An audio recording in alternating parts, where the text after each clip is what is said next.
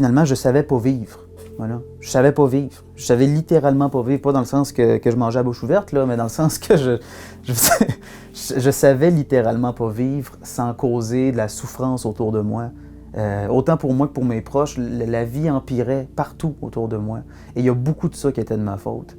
Et il y a beaucoup de ça que je rejetais tout le temps la faute sur les autres, mais finalement, quand je me regardais dans le miroir, j'aimais pas ce que je voyais. C'était un puits sans fond de noirceur. Vraiment.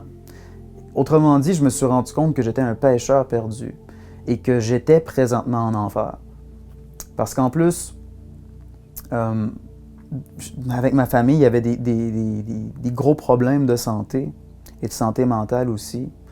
Et pour ma part, il y avait aussi beaucoup de consommation de substances. Et donc, historique de santé mentale fragile et usage de substances, c'est rare que ça donne un bon témoignage après quelques années, ça. Mais par contre, Dieu se sert de ça pour sa plus grande gloire parce que c'est grâce à cette souffrance-là et à cette angoisse-là absolument mortelle qui m'a amené à lui parce que je me suis posé la question, mes parents, tout ça, avec tout ce qu'ils ont vécu, comment ils font pour s'en sortir? Et puis j'avais tort de regarder leur foi de haut finalement.